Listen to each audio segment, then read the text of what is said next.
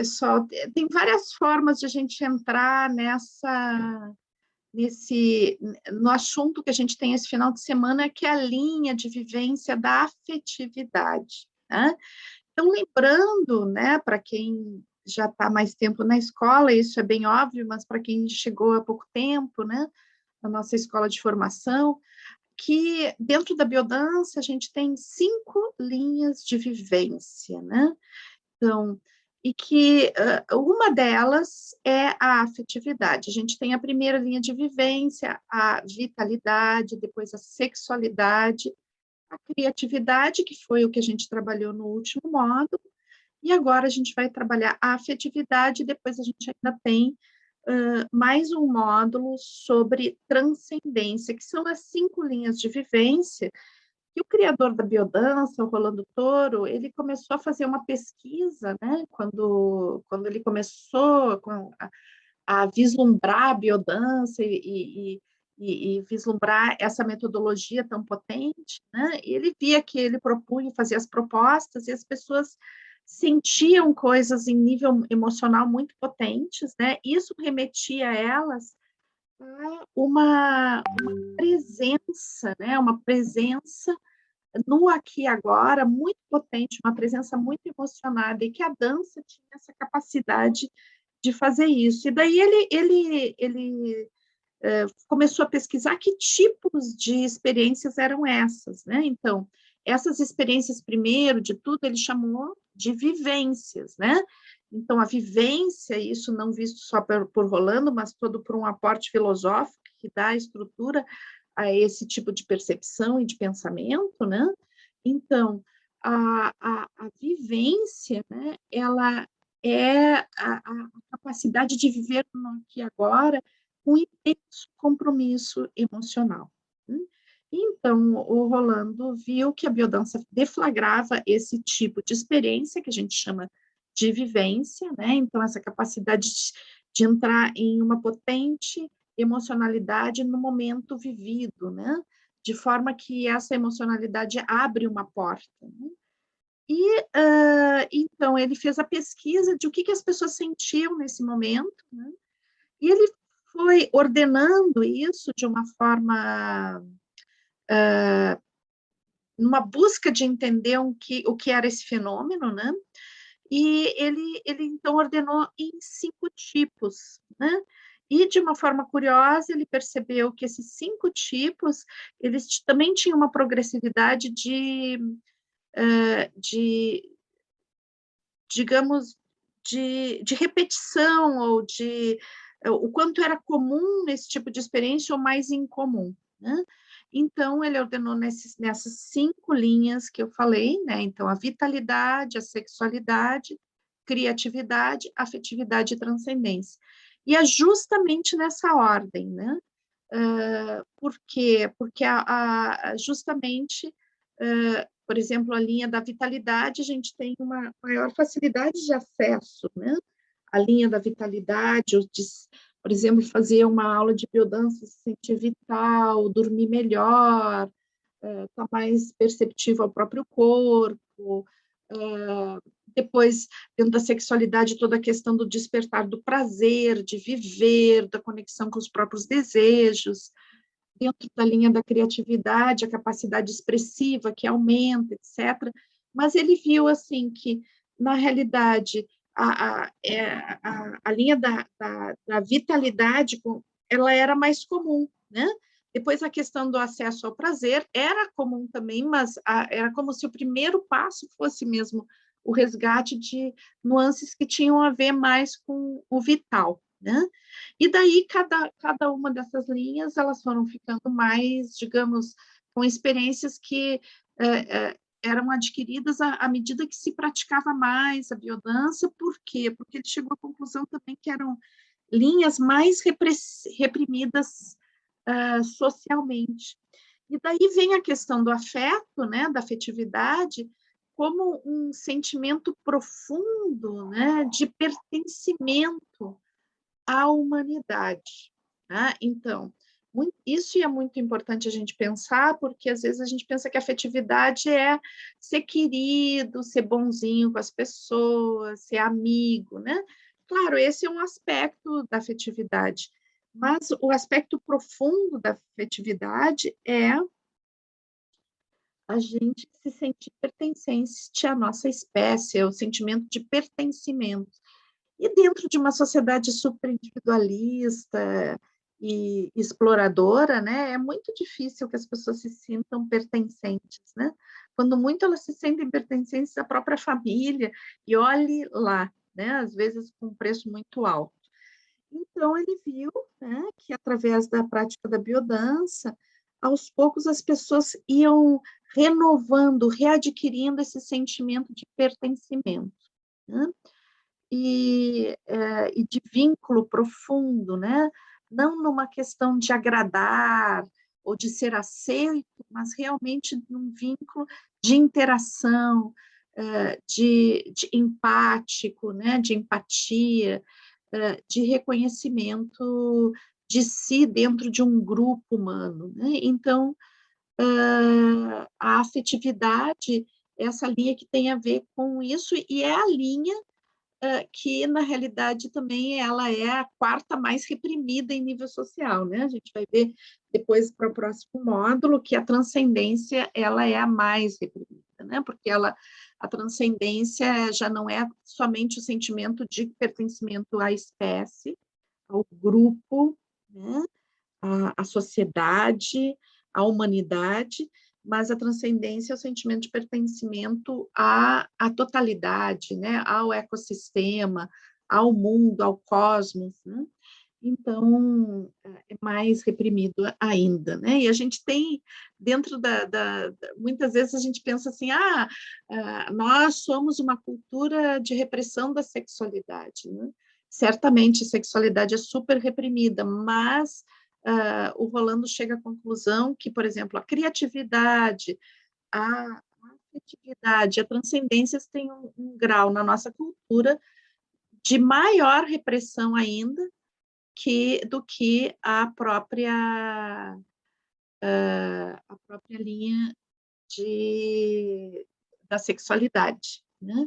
Então, é interessante a gente poder ir aos poucos percebendo o que o Rolando quer dizer com isso, né? E para a gente ter um entendimento mais abrangente, né, da nossa sociedade, da nossa e do nosso trabalho dentro dessa sociedade, dentro da forma como a nossa cultura se organiza. Esse entendimento é super importante para que a gente possa fazer um trabalho bem bonito, né, e eficaz. Sem esse entendimento, eu creio que fica difícil a gente saber o que a gente está fazendo, né, e corremos o risco de ficar no, numa animação, né, numa coisa de divertimento, mas não algo profundo que faz transformações bem profundas, né?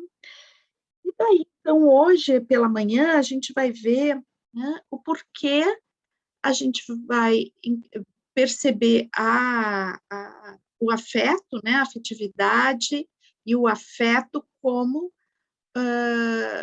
algo de origem biológica, né? Então, uma coisa que é super importante a gente perceber da biodança, que ela tem esse nome biodança justamente, né, porque ela trabalha sobre bases biológicas, evolutivas, né? Então, a biodança está muito sedimentada sobre a teoria da evolução, né? Dentro das perspectivas de Maturana e Varela, né? Então, com uma visão da evolução da vida como uma evolução do conhecimento, né? Não do conhecimento do ponto de vista antropológico, no sentido de que só os homens e as mulheres podem conhecer, mas da vida como um processo de ampliação do conhecimento de si e do mundo, né? Então, como a vida como uma grande consciência que se expande e cria a si própria, né?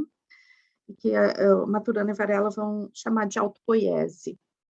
Então, vamos começar a entrar aí nessa dimensão biológica do afeto, né? Então, o que eu gostaria de trazer hoje pela manhã para vocês é uma visão evolutiva da afetividade, né? Então, muitas vezes a gente pode ver, né, a afetividade como uma característica humana, né? O amar, o recordar, o empatizar como coisas, características humanas. E dentro, obviamente, da contradição que é a nossa espécie, né? Porque a nossa espécie é capaz de, de atos de amor e solidariedade tão profundos, mas também é capaz de atos cruéis de uma dimensão que nenhuma outra espécie é capaz, né? É uma sofisticação dessa dissociação afetiva. Então, o que eu gostaria de que a gente pudesse fazer uma viagem, né, de entendimento de onde surge a afetividade, né, e para que ela serve, né? Na estrutura de um ser, né, na estrutura de um organismo, na estrutura da evolução biológica, né, a gente vai ver que a afetividade, assim como qualquer outro fator, ela tem, nada existe na gente por acaso, nada existe porque é bonito e é interessante, né? Existe porque tem uma coerência com a vida, né? Com a criação da vida e com a existência. Então, a afetividade, como uma característica humana, ela é o resultado da filogenia nesse planeta, né? É resultado da evolução da vida no planeta. E a gente vai ver que a afetividade ela não surge no humano, ela vem vindo ela surge em um determinado momento com uma potência maior, mas desde lá da bactéria, né, da primeira dos seres unicelulares, já existe algo que chama ao vínculo, né? Acho que chama a interação entre duas unidades vivas, né? Então, acho que a primeira coisa que a gente pode ver é o que é afetividade, né? A afetividade vem da palavra afetar, então ela é, na realidade, essa, essa qualidade de ser afetado e afetar, né?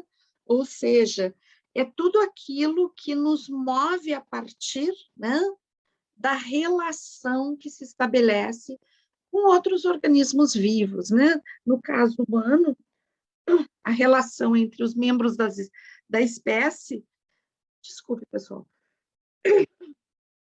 uma coisinha na garganta. Então, a relação na nossa espécie, a relação entre os membros da espécie é fundamental, né? Existem espécies onde essa interação não é tão importante no sentido de determinar o comportamento e determinar a estrutura de identidade daquele ser, né? Mas na nossa espécie é fundamental, né? E a gente vai entender isso um pouquinho mais à tarde, né? Mas o que acontece é que toda a vida, né, ela parte de um princípio de ser afetado, né? A própria a criatividade da vida se dá por essa interação. Então, essa interação é entre uma unidade viva, né, um ser vivo, e o seu meio ambiente. O que é esse meio ambiente? As montanhas, é o ar, é a água? É, né? Mas dentro dos organismos vivos, um organismo vivo é ambiente para o outro organismo vivo também, né? Então, todo organismo vivo se afeta um ao outro, ou seja, ele interfere na estrutura um do outro, né?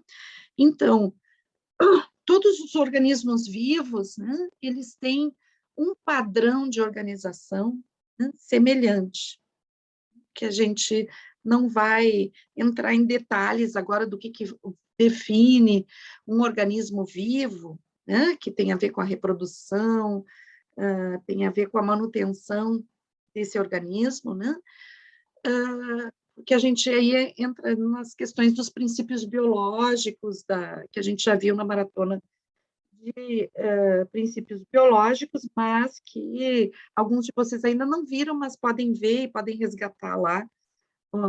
Na internet tem alguns vídeos sobre isso. Então, a gente não nos interessa, nesse momento, especificamente, entrar nisso. Eu só vou pedir que tem gente com o áudio aberto. Por favor, verifiquem seus áudios, tá? Então, pessoal, então, a vida como todo tem uma organização, e isso define os organismos vivos, tá? Agora, cada espécie, cada ser, né, cada unidade viva tem uma estrutura. Essas estruturas, elas se diferenciam umas das outras.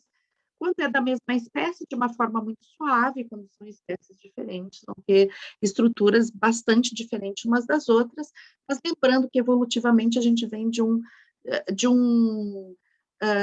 uma única origem, né? Então, todos nós, organismos vivos, desde as bactérias até todos os seres humanos, até os cachorros, elefantes, mosquitos, árvores, flores, todos viemos de um primeiro, né? De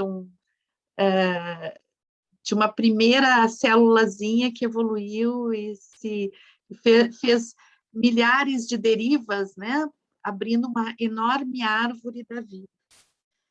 E, bom, eu percebo, então, o que eu queria trazer para vocês é que eu percebo que, desde lá das primeiras célulazinhas, né, dos primeiros seres que tinham somente uma célula, já existe um princípio inteligente de organização, e um compartilhar de estruturas, né? Então, cada unidade viva também procurava outra unidade viva que ela considera como um ambiente, mas ela se acopla a essa outra unidade viva. Então, essa estrutura se acopla a outra estrutura para uma colaboração, né? Então, a Lynn Margulis, que eu já andei falando com você sobre a Lynn Margulis, não me lembro quando, depois, se vocês quiserem, eu posso passar alguns vídeos, eu acho que até foi a última vez que a gente se encontrou, não me lembro direito, né? Ou foi outro grupo, que eu já estou fazendo confusão, né? Eu acho que eu estou fazendo confusão com o grupo da Árvore do Conhecimento. Bom, mas se eu não passei para vocês, eu posso passar alguns vídeos dela. E a Lynn Margulis diz assim que um dos aspectos que ela discorda, assim, ou não é que ela discorde, porque Darwin foi um ser genial, né? Ele descobriu algo, ele revolucionou, foi ele que descobriu a teoria da evolução, né? Foi ele que formulou a teoria da evolução, e ele conseguiu comprovar, né, através da viagem que ele fez pelo mundo inteiro, dentro de um navio chamado Beagle, né? Ele fez essa viagem e ele conseguiu, já existiam intuições a respeito da teoria da evolução, mas ele conseguiu comprovar, né? Fazendo comparações entre fósseis, entre ossadas, entre modificação de alguns animais, como foi o caso das tartarugas nas Ilhas Galápagos, né? Então, Darwin foi genial, só que ele era um homem, né, que viveu numa época onde o capitalismo estava muito ascendente e o capitalismo tinha essa lei e tem ainda, né, essa lei da sobrevivência do mais forte, né? E isso sempre tem o espírito da época, ele sempre influencia de alguma forma no pensamento científico, né? Então, o que acontece é que, dentro da teoria da evolução, a explicação que mais ficou evidente, assim, né, para o que fazia com que houvesse essas derivas, né, e adaptações, e algumas espécies desapareciam e outras tinham sucesso. Então, se formulou essa hipótese de que os mais aptos, os mais fortes sobreviviam, né? Então, o que traz a Limb-Margulis, e eu estou colocando Limb-Margulis, mas a gente pode ver outros teóricos, inclusive Maturana e Varela, a gente pode ver agora me faltou o nome do criador da hipótese de Gaia, agora me faltou, desculpem, depois vocês podem pesquisar, me faltou, não tinha que faltar, mas faltou, desculpe, lapso de memória, né? Então, Lovelock, o Marco aqui está gritando na porta, Lovelock, o Lovelock. Então, Lovelock também, né? Então, eu estou falando de Limb-Margulis, mas ela está cercada de outros teóricos que estão na base para o que eu estou falando, né? Que é a questão de que a vida ela não se dá por competição, não se dá pelo mais forte, ela se dá por colaboração, né? E isso eu acho que é um aporte muito interessante, porque nessa colaboração que já existe entre as bactérias, tá? Que já existe entre os seres unicelulares, e que, inclusive, nós, como uma composição desses seres unicelulares, né? Por esse acoplamento que vai gerando seres multicelulares, nós somos um exemplo claro de colaboração, né? Então, que a gente vai chamar de simbiose, né? Então, essa relação de colaboração que faz com que existam seres multicelulares, que exista uma sofisticação da vida, é feita por unidades que se colaboram. Essas unidades são as nossas células, né? E daí, então, eu trouxe para vocês, né, um videozinho que é assim, é um vídeo, eu já apresentei até no Árvore do Conhecimento esse vídeo, é um vídeo bem antigo, um pouco precário, assim, mas ele tem uma imagem maravilhosa que eu gostaria de partilhar com vocês, porque eu acho que ali está a origem do que eu quero mostrar para vocês, né? É um vídeo que tem imagens, ele está em alemão, eu vou deixar o áudio, tá? Porque, de repente, tem alguém que entende alemão e a gente consegue pescar alguma palavra, mas não interessa muito o que o cara está colocando, tá? O locutor. O que interessa é que eles coletam um pouquinho de terra, né? E botam água numa lâmina e vão para o microscópio. E o que eles querem ver, né, o que acontece, é uma relação de colaboração entre unidades, né, que são pequenas bactérias, que se reúnem, né, para formar um fungo, tá? Um fungo microscópico. Quando eu estava estudando isso e descobri esse vídeo, depois eu descobri que ali no meu jardim tem um monte desses funguinhos, né? E que a gente olha assim, parece um cabelinho, e tu acha que aquilo é uma unidade, é um ser vivo, né? E, na realidade, aquela estrutura que é um frutinho minúsculo, ela é a união de várias unidades que estão se colaborando naquele momento, mas elas não é que exista exatamente aqui um fungo. O fungo, naquele momento, é a colaboração momentânea de todas essas bactérias. Então, eles filmaram como se forma o tal do fungo, tá? No final, vai ter um caracol, tá? Que come o tal do funguinho. Então, vocês não confundam que as bactérias se reuniram, virou um caracol, tá? Porque como tá, o vídeo está narrado em alemão, pode parecer que virou um caracol. Não virou caracol, o caracol está comendo os funguinhos, tá bom? Então, vou mostrar para vocês, são 3 minutos, eu vou sair um pouquinho. Eu espero que possa exemplificar isso, né? Dessa relação de colaboração, essa relação de união, de um afetar o outro de uma forma positiva, evolutivamente, né? O que a gente vai ver mais adiante se chama acoplamento estrutural, né? E que eu acredito que isso que é o acoplamento estrutural, a gente vai olhar melhor isso agora, logo em seguida, isso é uma hipótese minha, tá? Eu acho que já é um vestígio, né? Um vestígio do que seja a afetividade. Tá? Então, para a gente poder perceber o caráter evolutivo da afetividade. Então, vamos sair um pouquinho daqui. Eu vou compartilhar o vídeo. Quem está fazendo árvore do conhecimento, tenha paciência, please, porque a gente vai ver de novo o vídeo, mas eu acho super importante, né? Então, vamos ver.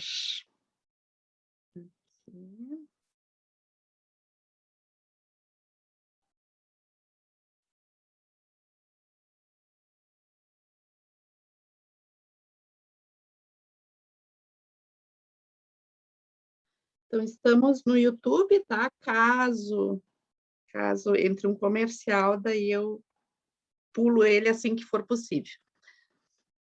1, 2 Kaffeelöffel genügen und die Unterirdischen zeigen, was sie können. An der Universität Tübingen zum Beispiel. Als Lebensraum für diese ungewöhnlichen Schleimpilze genügt ein Tropfen Wasser. Und man kann sich denken, dass ihre Vorstellung nur durchs Mikroskop zu verfolgen ist.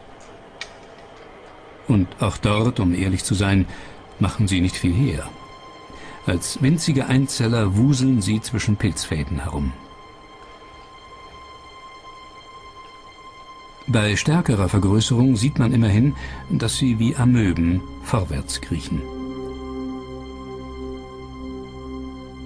Aber dann beginnt die Vorstellung. Sie rücken näher zusammen, als wollten sie sich verabreden. Und plötzlich, wie auf ein geheimes Zeichen hin, marschieren sie los. Ein Heereszug von Amöben, dem sich mehr und mehr anschließen.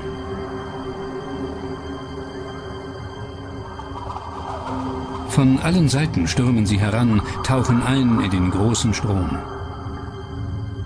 Und es ist nicht der einzige. Eine Vielzahl solcher Ströme wälzt sich auf ein Zentrum zu. 100.000 Zellen insgesamt.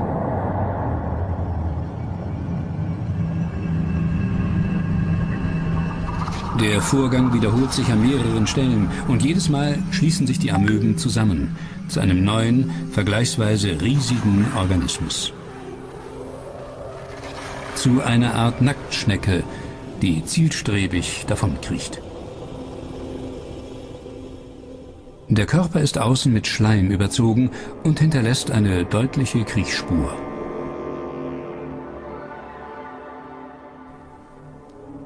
Im Innern haben 100.000 Amöben ihre Unabhängigkeit aufgegeben und synchronisieren sich so, dass der Schneckenkörper als Ganzes vorankriecht.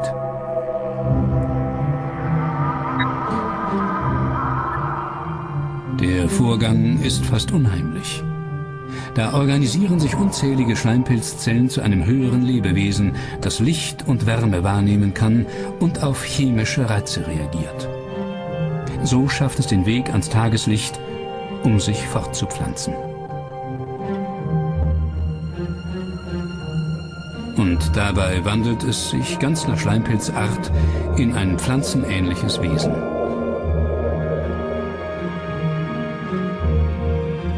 Ein langer Stiel schiebt sich hoch und obendrauf eine Sporenkapsel. Eine zierliche Konstruktion, knapp 2 Millimeter hoch.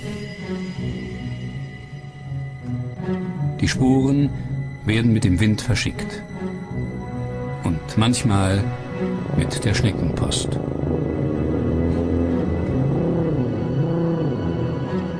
Schleimpilze. Sie kriechen wie Tiere, verbreiten sich wie Pflanzen, zeigen sogar intelligentes Verhalten. Und sie verbünden sich zu Hyperwesen mit völlig neuen Fähigkeiten. You know what, Teacher Kelly? I'm the hostess of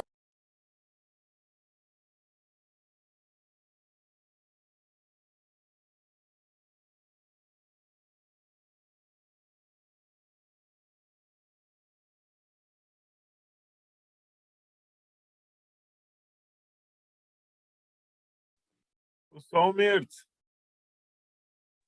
Obrigada, obrigada. Sim, já abri. Vamos voltar. Então, agora para a apresentação, eu acho que a Valéria deve ter entendido o vídeo, a Valéria fala alemão um pouquinho. Mas vocês viram, né, que no vídeo, então, mostra essas pequenas frutinhos, né, que são microscópicos, na realidade, eles já são macroscópicos, a gente consegue ver a olho nu sem o microscópio, né?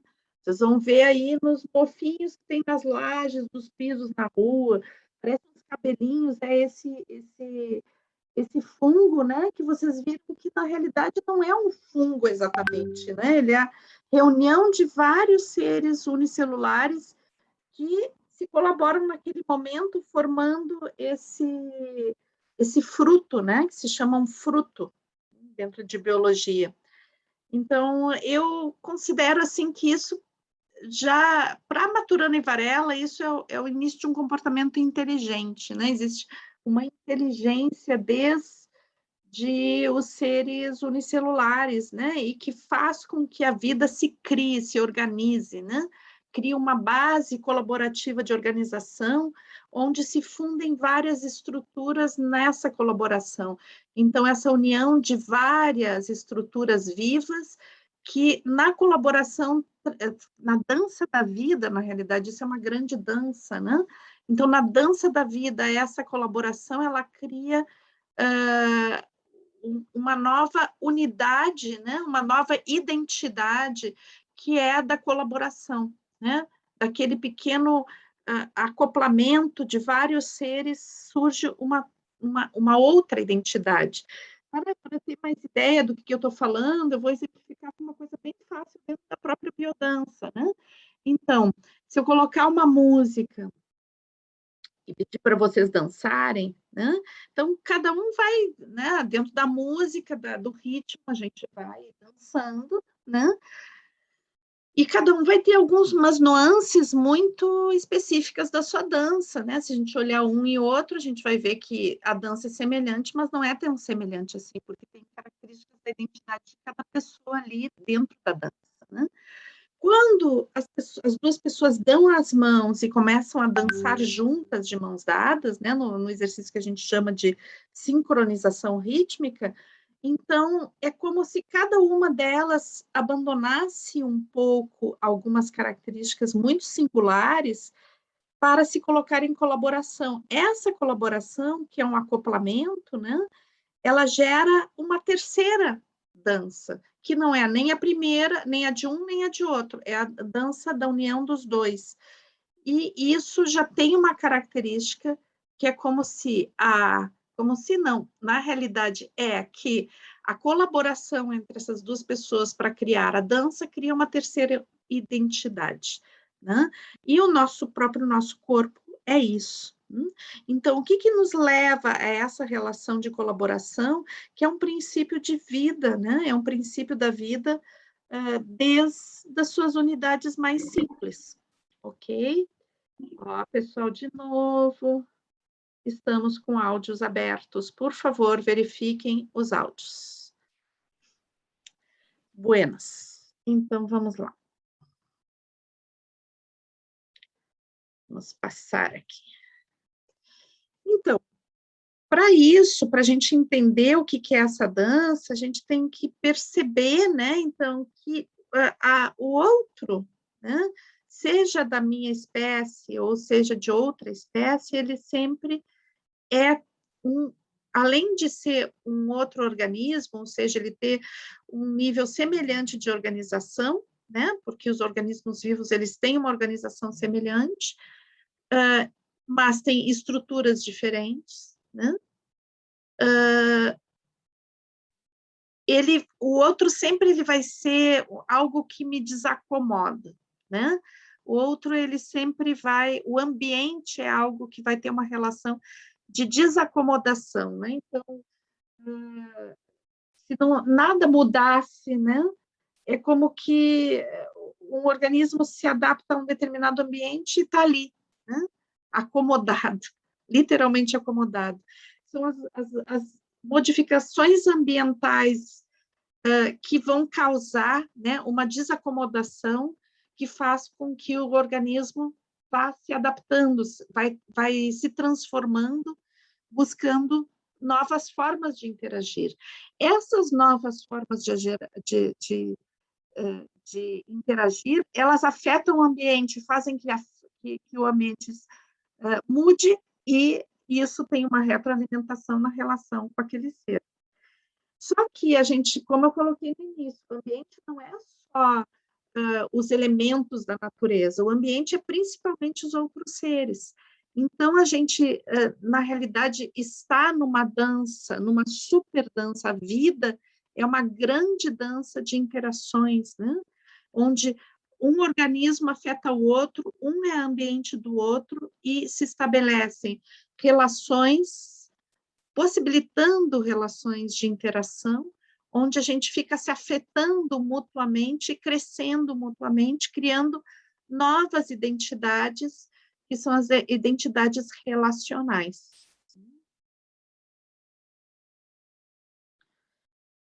E daí então vem, né, o que eu estava falando, quando a gente viu aquele filmezinho, né, o filme ele está falando já de um acoplamento estrutural, ou seja, cada uma daquelas aqueles pequenos serizinhos, né, redondinhos lá, que a gente vê que são células no início, né, que são, na realidade, bactérias, elas são unidades, né, unidades, e que elas começam nessa grande dança até formar aquele fruto, e isso é o que a gente vai chamar de acoplamento estrutural, ou seja, cada uma daquelas unidades, ela tem uma identidade própria que entra em colaboração com essas outras identidades, formando essa outra identidade, que é aquele fungo, né? Com aquele fruto, na realidade. Bom, se a gente pensar que isso acontece com os organismos unicelulares, quando a gente vai vendo seres multicelulares, com um sistema nervoso complexo, e seres que criam cultura, como é o caso do ser humano, né? Então a gente vai ver esse acoplamento estrutural num nível muito sofisticado, né? Mas perceber que esse acoplamento estrutural, ele tem na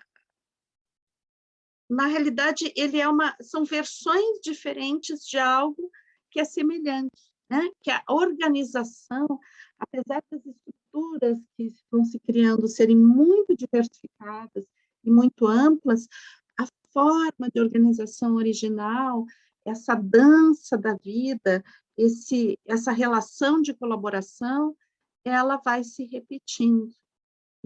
Ela vai estando presente desde de lá as unidades unicelulares, né, até os seres mais complexos, que formam grupos, e onde existe um aprendizado cognitivo, né, onde existe uma necessidade para formar aquela unidade como um ser semelhante àquela espécie, né? Existe uma necessidade de convivência, porque existe um processo de identificação, existe uma construção de subjetividade.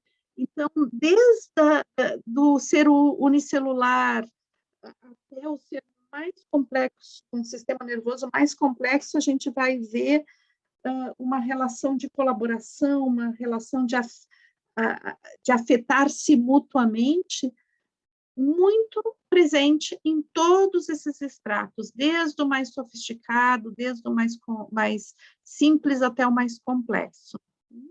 Então, vamos ver isso, né? A gente já viu ali como é que isso nasce evolutivamente nas bactérias, nas colaborações, né? A formação dos seres multicelulares, que a gente não vai entrar em detalhes, né? Mas assim, a questão da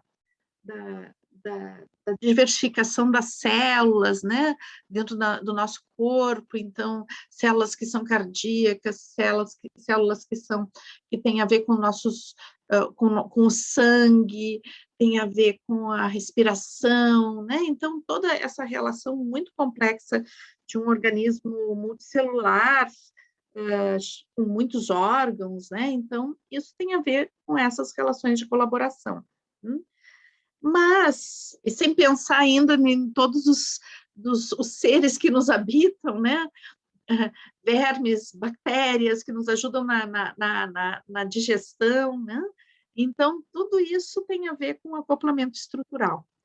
Bom, mas a gente vai ver, então, né, dentro das questões evolutivas, eu quero dar um salto, né, aí para os pássaros, porque os pássaros, então, eu acho que a gente já pode ver uma sementinha, né, muito forte do que a gente chama de afetividade, tá? E do afeto em si, porque evolutivamente o afeto, né, como a gente define essa relação de troca, de comunhão, né, de amizade, todas essas coisas que a gente define, né, o vínculo que a gente define como afetividade, elas surgem com mais força em algumas espécies, né?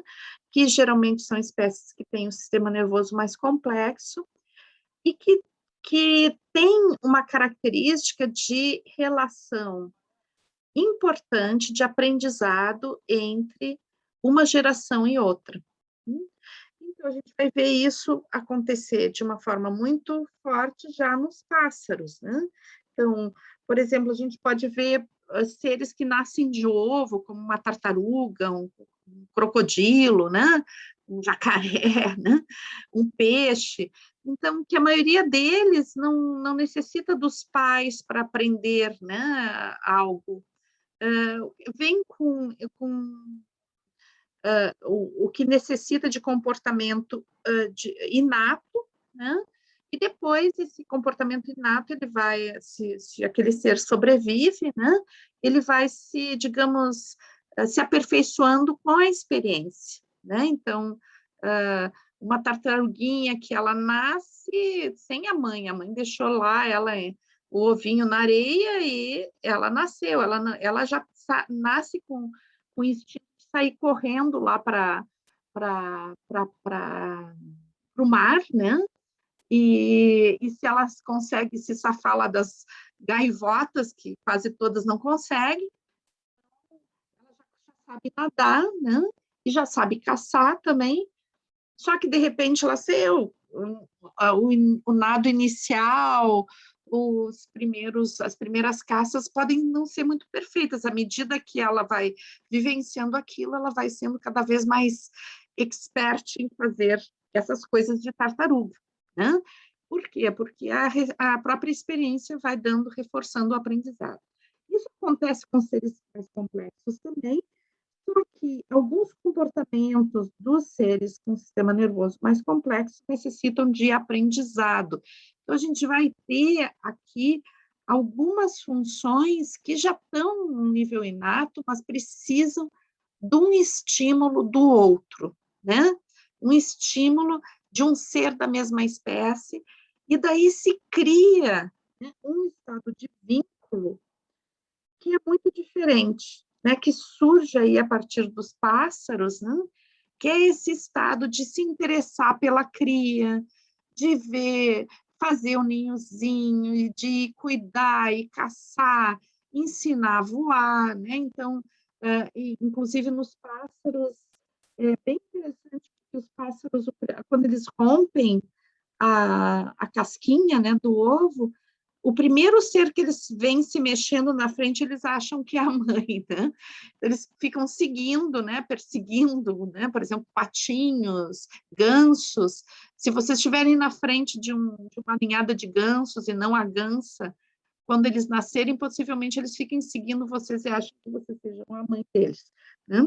Então, tem esse comportamento inato, mas tem por parte dos pais, no caso, na maioria das vezes a mãe, mas algumas espécies pai e mãe, algumas espécies o pai, né? Tem esse comportamento inato de cuidar da cria, né? De protegê-la, de arriscar, inclusive, muitas vezes a própria existência para proteger a cria, e buscar alimento e limpar, né? E toda essa tensão que existe em relação à cria, né? A próxima geração. E nos pássaros, então, a gente já vai ver esse comportamento em nível evolutivo vindo, né, nascendo já nos pássaros. Então, esse cuidado, né, com a cria. Nos mamíferos, isso se torna muito mais forte, né? Então, o tempo de permanência com os filhotes aumenta, né? Então, a gestação nos mamíferos já não é, né, dentro de um ovo, né? Mas sim é dentro do próprio organismo, e isso já vai tendo uma construção diferenciada. Existe a necessidade do aleitamento, né? E começa a existir a necessidade cada vez mais forte de contato, de carinho, de lambida, de interação. E os mamíferos, eles precisam muito da presença dos pais, né? Ou da pequena comunidade, primeiro, para sobreviver, e segundo, para aprender a ser daquela espécie, né? Então, a gente sabe que animais afastados prematuramente dos pais, muitas vezes eles conseguem sobreviver se um ser humano cuida, né? Mas eles não conseguem nunca mais ser inseridos dentro de um grupo daqueles mesmos animais selvagens, porque falta um nível de aprendizado de convivência. Isso significa que esses sistemas são já sistemas muito abertos já à aprendizagem, né? E que é necessário a convivência para aprender. Né? E, então, esse período mais longo, né, de proteção dos filhotes, de ensinamento, de convivência, essas pequenas comunidades que vão se formando, isso tudo é já semente, né? Já existe, a gente não pode nem falar que é uma semente, né? Já existe a afetividade aqui muito presente. Né? Então, sem a afetividade passa a ser um elemento que vai permear a possibilidade da existência.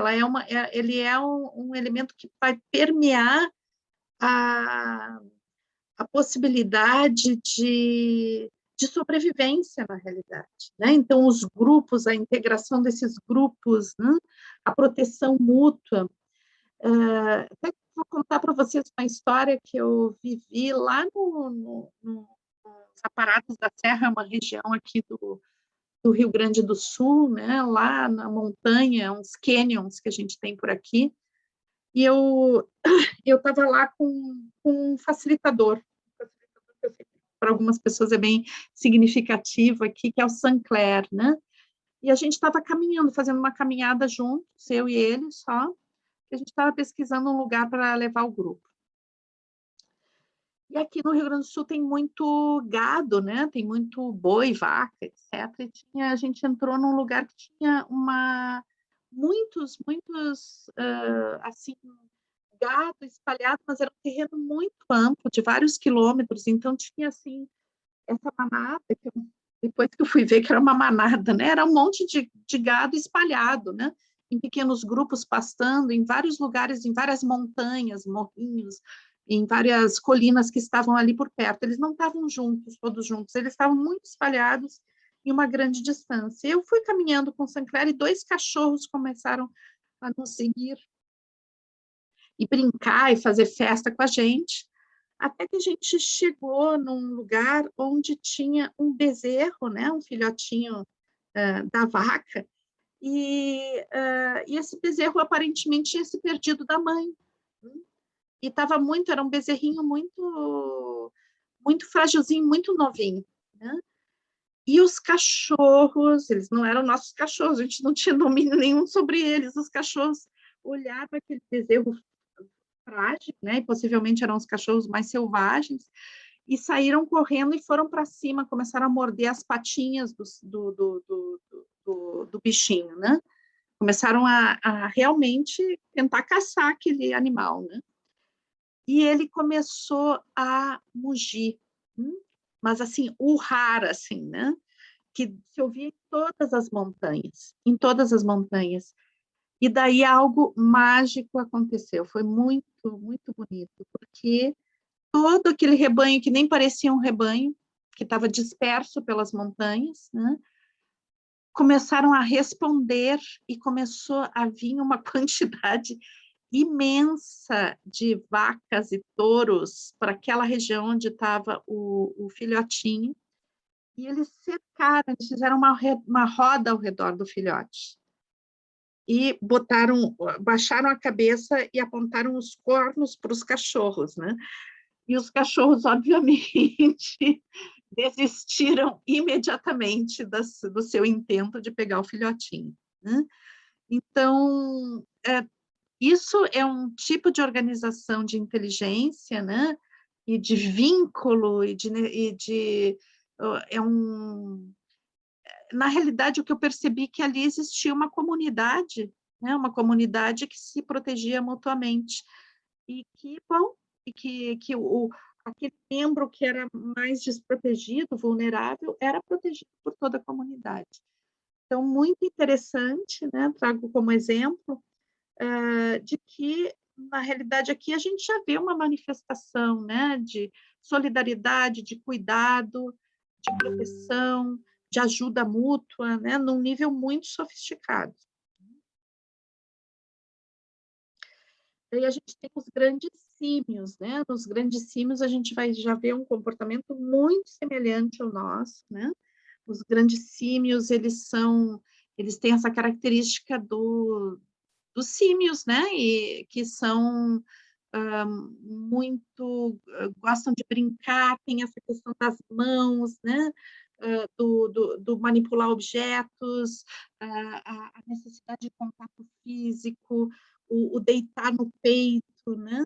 Então, toda a carícia, todo esse, o abraço, todo esse universo que já está muito próximo ao humano, né? Inclusive os grandes símios, como o chimpanzé, o gorila, são geneticamente muitíssimo semelhantes a nós, muito, muito, muito semelhantes. Então, e em nível de comportamento também. Então, o nosso filo evolutivo está muito próximo, né? E o grau de aprendizado também, os chimpanzés, os gorilas, eles têm um grau muito sofisticado de organização social, né? Inclusive com hierarquias, inclusive com regras de comportamento. E a gente já pode dizer que, de certa forma, né, aqui a gente já vai encontrar alguns primórdios do que a gente chama de cultura. E depois temos nós, a humanidade, né? A humanidade, ela, na realidade, pertence filogeneticamente ao gênero Homo, né? E o gênero Homo teve, né, toda a sua evolução, e nós somos a única espécie desse gênero que sobreviveu, né? Possivelmente, dizem aí que possivelmente tenha sido a nossa espécie que eliminou alguns filos que a gente teve convivência ao nível na pré-história, né? Que a gente chegou a conviver, por exemplo, com os neandertais, né? Mas não possivelmente a extinção dos neandertais tenha se devido também a essa convivência com o Homo sapiens, né? Homo sapiens sapiens, nós. Então, e aqui no Homo sapiens, então, nós nascemos com o nosso sistema muito, muito, muito aberto. Então, o que acontece? O Homo sapiens, ele é um ser, né, que biologicamente ele não é super bem equipado num nível assim, por exemplo, como um leão que tem garras e que tem um maxilar super forte, né? As nossas especialidades não têm a ver com esse tipo de característica, uma super velocidade, né? Mas a humanidade ela tem uma característica evolutiva importantíssima, né, que é o córtex, né, a evolução do córtex cerebral em relação à própria estrutura da corporeidade, ou seja, olhos na frente, né, olhos que olham para frente, não laterais, como, por exemplo, o caso das vaquinhas, dos cavalos, né, que tem olhos laterais, o que nos leva a poder olhar de frente e concentrar a nossa visão. Só um pouquinho que eu vou tomar uma água. Depois a gente tem as mãos, a particularidade das nossas mãos é muito interessante, né? Porque as nossas mãos são pequenas ferramentas delicadas, né? Então, a união dessa motricidade fina das mãos com o olhar que pode concentrar, né? E depois o jogo, o movimento de pescoço, que é uma coisa muito característica da nossa espécie, a gente se dá conta, esse jogo de pescoço que abre, que olha para os lados, para o outro, e é capaz de baixar, né? Então, essa concentração das mãos com o olhar que olha, né? E essas mãos que têm uma motricidade fina muito desenvolvida. Então, isso fez com que, em nível, e outros fatores, como alimentação, etc., né, foram evoluindo o nosso cérebro de uma forma que não houve em outras espécies, né? Então, a gente tem um cérebro muito complexo, e esse é o fator evolutivo, junto com essas características corporais, né? O andar de pés, liberando as mãos, né, etc. Então, isso fez com que o nosso cérebro se desenvolvesse muito, né? O que aconteceu? À medida que esse cérebro se desenvolve muito, para a maturação completa do feto, era necessário mais ou menos 2 anos, e não teria mulher que pudesse arcar com uma gestação de 2 anos simplesmente por uma estrutura física, e sendo que esse bebê não teria como nascer, né? Não passaria no canal da vagina. Então, a solução, né, a solução da vida, a solução evolutiva foi nascer prematuramente, né? E que também é uma solução muito interessante, porque nascendo num estado de vulnerabilidade e com o cérebro ainda imaturo, né? E a corporeidade, todo o sistema de movimento e comportamental, né, muito imaturo, ainda em estado fetal, esse ser, ele fica com menos comportamento herdado e muito mais aberto ao aprendizado. Entre todas as espécies, a nossa é a mais aberta ao aprendizado. Os mamíferos, em geral, né, têm essa abertura, mas não como a nossa espécie. Os pássaros já têm, mas não como a nossa espécie. Nossa espécie é que mais, por essas questões que eu falei, ela é a mais aberta. E que, claro, isso, como toda a inteligência da vida, é muito complementar, né? Então, todo o desenvolvimento cognitivo que a gente necessita é dado, né, por essas interações com membros da nossa própria espécie durante pelo menos os 7 primeiros anos da nossa vida, né? Então, a estrutura afetiva para a espécie humana, ela é fundamental, né? Porque a comunidade humana, né, ela tem um vínculo com o filhote muito longo. Talvez, creio que o mais longo, ou talvez entre os mais longos, né? 7, 8 anos para criar um filhote exige um vínculo, uma relação de responsabilidade, uma relação de interesse por esse filhote, de interação, de vínculo desse filhote com a sua comunidade, com seus genitores, né? Num nível muito potente, né? E a gente pode aí ver, né, que esse sentimento, né, essa capacidade de cultivar os sentimentos que é muito aprimorada dentro dos seres humanos, né, ela tem um fundamento biológico importantíssimo, né, que é manter essas relações, manter o interesse, manter a vontade de estar junto. Mas que existe aí um primórdio biológico que sustenta essas características.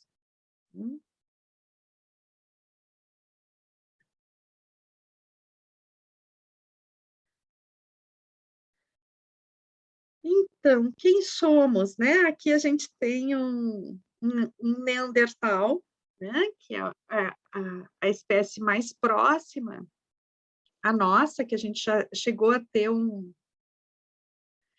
período de convivência, né?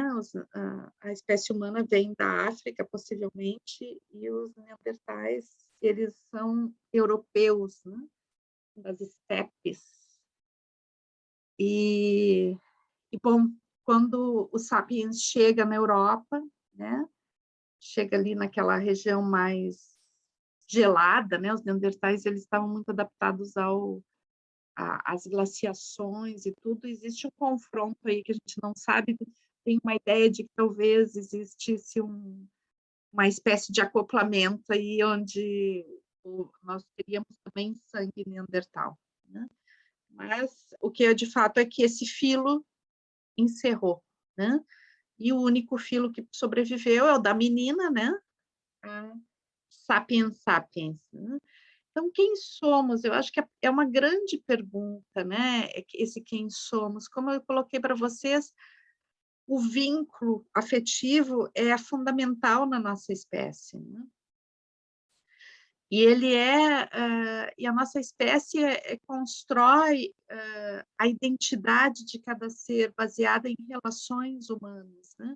Então, o ambiente humano, ele é o fator principal para a construção de um ser humano. Não existe como ser humano sem conviver com outros seres humanos.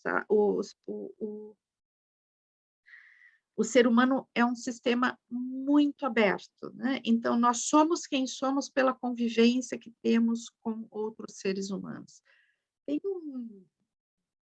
No próprio livro Árvore do Conhecimento, ele tem um momento onde ele vai falar de um fato que eu gosto de relatar sempre quando eu falo sobre essa questão, que foi de umas meninas, né, que sobreviveram a um acidente aéreo numa floresta. Eram duas meninas, uma bebezinha e outra quase saindo da sua bebezice, né, mas ainda bebê, as duas bem pequenininhas, né? E caiu o avião, os pais morreram e elas ficaram ali à deriva no meio da selva e uns lobos encontraram elas, né? E é incrível, né? Porque os lobos não as devoraram, os lobos as criaram, né? E como elas eram muito pequenas, o que aconteceu é que elas se adaptaram perfeitamente à comunidade de lobos e foram adquirindo todos os comportamentos do lobo, né? E elas tinham nenhum comportamento humano. Quando elas foram achadas por uns missionários, esses missionários tentaram educá-las, né? Para que elas resgatassem a sua humanidade, né? Uma delas morreu, não conseguiu se adaptar de jeito nenhum.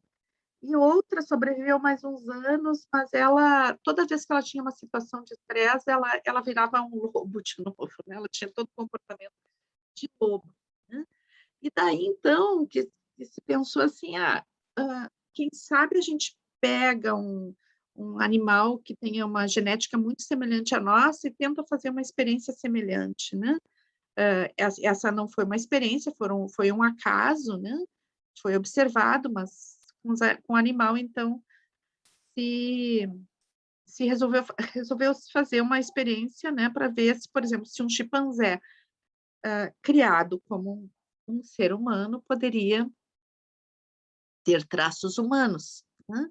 O quanto o chimpanzé era maleável na sua chimpanzesura, né?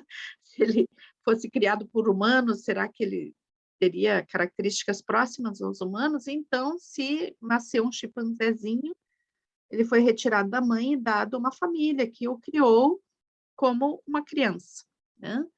Como se cria um bebezinho. E então ele vestia a roupa, ele era, né, comia na mesa, fazia como se fosse uma criança, né. E o que se observou que o desenvolvimento desse chimpanzé foi muito semelhante ao humano até os 2 anos de idade. Quando ele fez 2 anos, ele começou a não conseguir mais ser humano, ele não conseguia aprender, ele não conseguia abandonar a sua identidade biológica, né. Então, o que que se chega à conclusão, né, é que, na realidade, o ser humano ele tem um grau de adaptação, um grau de maleabilidade, um grau de, capacidade de transformação, de ser modelado, que é uma coisa impressionante, né, mais do que qualquer outra espécie. Isso nos dá uma vantagem adaptativa tremenda, né, então por isso que o ser humano, a gente encontra seres humanos em todos os as partes do mundo e fora do mundo também, né, no espaço. Mas, por outro lado, nos transforma em qualquer coisa, né, e a infância, a primeira infância, é o lugar onde a gente é mais modelado, né, e daí isso vai construindo relações, às vezes, de muita perpetuação de violência, né.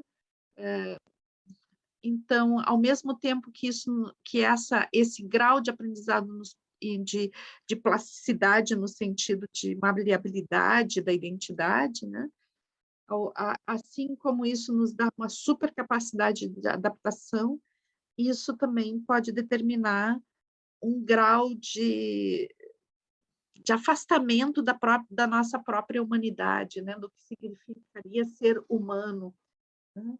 Então, o que a gente tem de mais vantagem pode ser o nosso maior perigo. Então, nós afetamos uns aos outros, né, sempre, sempre. Claro que isso na nossa família de origem, isso é muito forte, porque aí a gente está em formação, né. Um ser humano, ele passa todos esses anos com a sua família ou com as pessoas que o criam, né, e ele vai sendo modelado literalmente, né, pela experiência de estar com essas pessoas, por tudo que ele vivencia, de bom e de ruim. Então a gente afeta uns aos outros, mas ser afetado uns pelos outros continua durante toda a nossa existência, né. Então nós somos uma espécie que está sempre afetando uns aos outros e por isso, né, talvez esse afetar uns aos outros, que é a nossa afetividade, ela devesse ser olhada com maior carinho, né, com maior sutileza, ser compreendida melhor, né. O que acontece é que a gente passa anos nos preparando para exercer uma profissão, para ter um papel social, e a nossa sociedade dá pouquíssima atenção, né, à formação de cada ser humano como um ser humano, né, na sua humanidade, na sua capacidade de amor, de afeto, de cuidado, que seriam as características primordiais da nossa espécie, né. Nós somos uma espécie que depende, do cuidado, do amor, do respeito, da interação, bonita e respeitosa uns com os outros. Quando isso não acontece, nós nos colocamos em risco. Só que a gente não tem consciência disso, né, e acaba que construímos e temos construído ao longo dos séculos, né, uma sociedade muito violenta, onde a gente tem se caracterizado como espécie por desrespeito, intolerância, incapacidade de inclusão, né, tudo ao contrário do que nós realmente necessitamos. Os mamíferos, né, eles têm uma os animais como um todos, né? Os animais em geral, não só os mamíferos, né? Eles têm emoções, eles são regidos por emoções, né? As emoções são aqueles... a nossa reação fisiológica às coisas que nos afetam do ambiente. Então, não tem como controlar as emoções em si, porque elas são reações imediatas aos estímulos do meio. Mas em espécies com sistema nervoso mais complexo, né, existe, e especialmente entre os mamíferos, né, a gente vai ver uma construção de significado, uma construção onde a coisa ultrapassa a questão da emoção para entrar no sentimento. Ou seja, aqui a gente começa a dar significado para a presença do outro, né? Então, os vínculos se constroem por que significa aquela pessoa para mim, ou que significa um animal para mim, ou que significa um lugar, um trabalho, né? Eu começo a dar significado. A gente já vai ver esse significado de uma forma muito primária entre os mamíferos, né? Então, essas relações afetivas que são super importantes na construção, na preservação da vida, no cuidado dos filhotes, né? na manutenção dos grupos, das manadas, isso já vai estar sendo construído aí, né? Mas, na humanidade, isso é muito forte, né? E muito sofisticado, porque já implica numa construção de subjetividade, né? E uma construção simbólica, onde